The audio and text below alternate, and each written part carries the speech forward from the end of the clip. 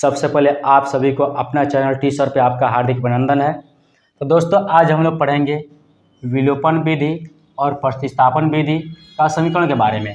यानी कि आज हम लोग पढ़ेंगे क्या चीज़ के बारे में, विलोपन विधि और प्रतिस्थापन विधि, जो कि 10th क्लास के लिए बहुत ही इंपॉर्टेंट क्वेश्चन है। तो दोस्तों आज हम लोग इसके बारे में आज पढ़ेंगे। आइए हम लोग देखते हैं। मान लीजिए कोई भी हम समीकरण लेते हैं, क्या लेते हैं, मान लीजिए 3x + 2y या 4y, कोई भी चीज़ ले सकते हैं। 4y बराबर कितना का, 10 का, यानी कि 3x + 4y बराबर कितना का है, 10 का है। दूसरा जो समीकरण है मेरे पास, मान लीजिए 2x - 2y बराबर है 2 का, यानी कि यह हमारा, इसमें दो समीकरण दिए होते हैं। कितने समीकरण दोस्तों, तो दो समीकरण दिए होते हैं और आपको दो समीकरण में से क्या करना होता है कि एक को समीकरण 1 मानते हैं और दूसरे वाले को समीकरण 2 मान लेते हैं। अब सबसे पहले हम लोग जानते हैं, आज हम लोग पढ़ेंगे सबसे पहला जो है विलोपन विधि के बारे में।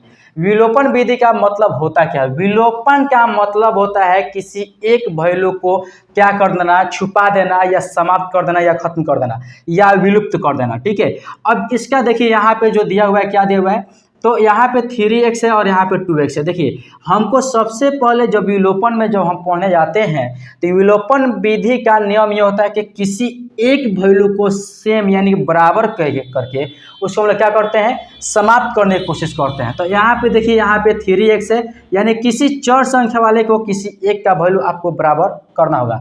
जैसे यहाँ पे कितना दिया हुआ है, तो 3x + 4y है, लेकिन यहाँ पे 2x - 2y है, तो दोनों में से कोई समाप्त नहीं हो रहा है। तब हम क्या करेंगे, इसको वैल्यू को सेम करेंगे। क्या करेंगे, वैल्यू को सेम करने की कोशिश करेंगे। तो यहाँ पे क्या होगा दोस्तों, देखिए यहाँ पे क्या है, तो 2 से हम इसे मल्टीप्लाई कर लेंगे और इसमें जो है हम 3 से मल्टीप्लाई कर लेंगे, यानी समीकरण 1 में हम 2 से कर लेंगे और समीकरण 2 में हम लोग 3 से कर लेंगे। ठीक है, तो अब इसको मल्टीप्लाई करके देखते हैं। तो 2 × 3 = 6 + 2 × 4 = 8, y = 2 × 10 = 20 हो जाएगी। ये हमारा समीकरण 3 तैयार हो गया।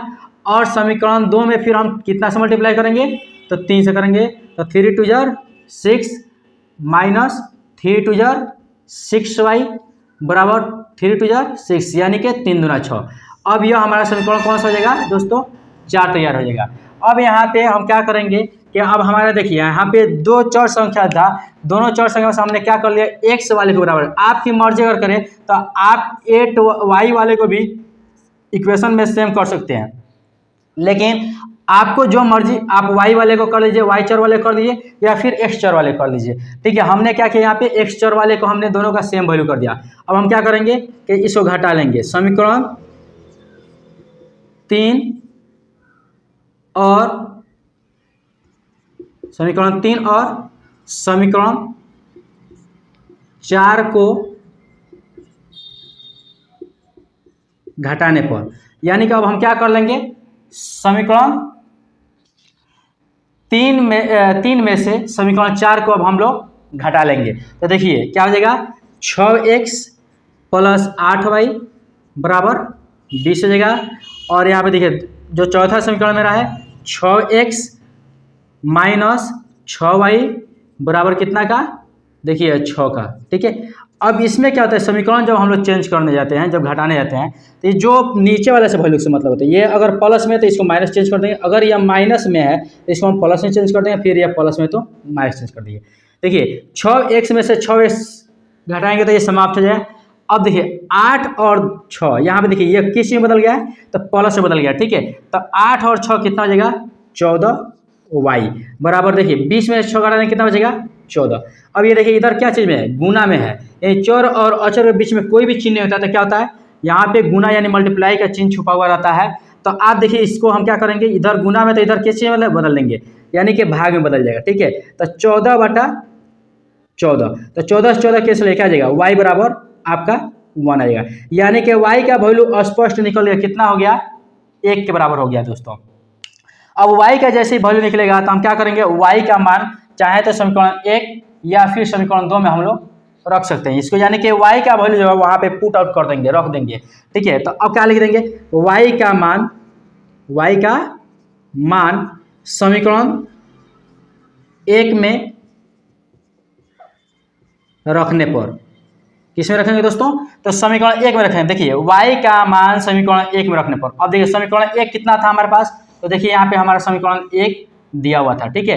तो अब हम यहाँ क्या करेंगे, y का मान ले जा करके पुट आउट कर देंगे, यानी कि वहाँ पे हम वैल्यू बैठा देंगे। तो देखिए y का मान जैसे हम रखेंगे तो क्या हो जाएगा, सबसे पहले हम समीकरण लिख लेंगे 3x + 4y बराबर कितना का है, तो 10 का है। कितना का है दोस्तों? 10। तो अब यहाँ पे देखिए 3x का 3x आ जाएगा, चूंकि x का वैल्यू हमें पता नहीं है, लेकिन यहाँ पे y का वैल्यू देखिए कितना है, 1 है। तो अब हम क्या रखें, +4 × 1 = कितना का, 10 का। कितना का हो जाएगा दोस्तों? 10। अब देखिए 3x + 4 1 जा 4 यानी 4 × 4 बराबर कितना का, 10 का। अब इधर समीकरण के इस साइड में है यह अचर वाला, अचर की तरफ चला जाएगा, तो यानी कि 3x बराबर हो जाएगा 10 - 4 का, प्लस में होता है तो माइनस चेंज कर लेते हैं। 3x बराबर हो जाएगा 10 में से 4 माइनस कर लेंगे तो 6 बचेगा। अब ये देखिए ये चर और अचर के बीच में कोई चिन्ह नहीं होता तो गुना होता है। अब ये इधर गुना होता है, इधर किस चीज में बदल देंगे, यानी कि हम भाग में इसको चेंज कर देंगे। किस चीज में भाग, किस चीज में, तो भाग में चेंज हो जाएगी ये, ठीक है। तो x और कितना हो जाएगा 6/3। अब इसको कैंसिल कर देंगे, 3 × 2 = 6, यानी x = 2। आपका दोनों वैल्यू देखिए, x का भी वैल्यू पता चल चुका है और y का वैल्यू पता चल चुका है, यानी कि फाइनली हम कह सकते हैं कि x का वैल्यू 2 होगा और y का वैल्यू 1 के बराबर होगा। तो हम लोग क्या करते हैं कि हम प्रतिस्थापन विधि से हल करने की कोशिश करते हैं। किस विधि से? अब प्रतिस्थापन विधि से हल करेंगे। जब प्रतिस्थापन विधि में क्या होता है कि जैसे आपने विलोपन विधि में क्या किया था कि एक किसी वैल्यू को वहाँ पे समाप्त कर दिया था। क्या कर दिया था कि समाप्त कर दिया था। आप किसी भी नियम से बनाइए, आंसर उतना ही आएगा। क्या होगा कि आंसर उतना ही आएगा कि आप देखेंगे यहाँ पे कि यहाँ पे जो दिया हुआ है कि 3x + 4y = 10 है और 2x - 2y = 2 का, ये हमारा समीकरण 1 हो जाएगा और समीकरण 2 हो जाएगा। तो प्रतिस्थापन विधि में क्या होता है दोस्तों कि प्रतिस्थापन विधि में हम लोग किसी एक वैल्यू को प्रतिस्थापित करते हैं, यानी कि उसको रखते हैं।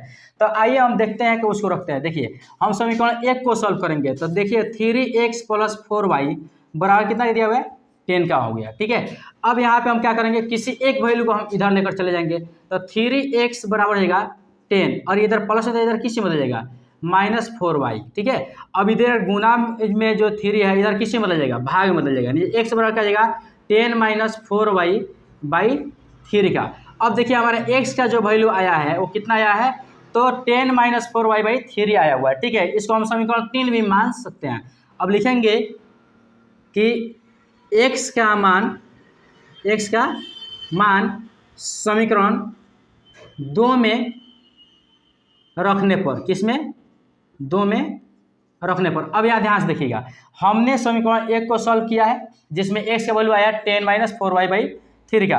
अब x का जो वैल्यू आया हुआ है इसका मान हम किस में रख रहे हैं, 2x - 2y = 2, यानी कि समीकरण 2 में हम रखने जा रहे हैं। तो देखिए हमारा समीकरण क्या है, 2x - 2y = 2 का, ठीक है। अब यहाँ x का वैल्यू देखिए कितना है, तो 2 × देखिएगा 10 - 4y/3 का -2y का -2y = 2। ये जो वैल्यू आप देख रहे हैं, ये वैल्यू जो आप देख रहे हैं, तो यहाँ पे देखिएगा यह क्या चीज़ का है, यहाँ जो x जो रखा गया है x, ये x का वैल्यू हमारे यहाँ निकल करके आया हुआ है 10 - 4y/3 का आया हुआ है।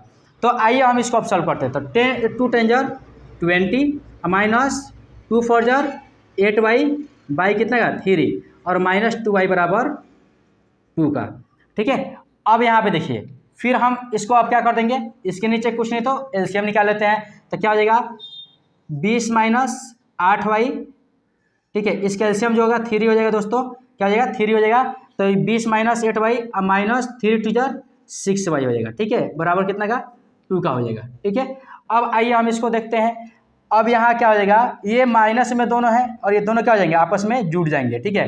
तो 20 - 8 और 6 कितना हो जाएगा 14, कितना हो जाएगा 14y/3 बराबर है कितना का 2 का। अब देखिए अब इधर ये डिवाइड होता है, इधर किसी में बदल देंगे मल्टीप्लाई में, ठीक है। तो 20 - 14y बराबर है 2 × 3 का। अब यहाँ पे देखिए 20 - क्या हो जाएगा 14y बराबर कितना का 2 × 3 = 6 का। अब देखिए इधर माइनस में है ये, तो माइनस में तो इधर किससे बदल जाएगा प्लस में, तो -14y बराबर हो जाएगा 6 - 20, यानी कि अब यहाँ पे देखिए -14y बराबर हो जाएगा। अब इसमें क्या कर लेंगे, माइनस करेंगे तो 20 में 6 चला जाएगा, कितना बचेगा, सॉरी तो कितना हो जाएगा ये देखिएगा, तो आ जाएगा आपका 20 में से 6 घटा लेंगे 14 बचेगा, -14, और माइनस से माइनस क्या जाएगा, कैंसिल। अब इधर ये गुना में तो इधर किस चीज़ में बदल जाएगा, यानी कि अब गुना में है तो यह भाग में बदल जाएगा, तो y बराबर हो जाएगा कितना का 14/14, यानी कि 14/14 का 14 का 14, y बराबर कितना गया 1। यानी कि यहाँ पे अब आपका जो मेन वैल्यू जो था y का वैल्यू कितना आ गया, 1 आ गया। जबकि प्रतिस्थापन विधि से भी हमने सॉल्व किया था, तो विलोपन विधि से भी जब सॉल्व किया था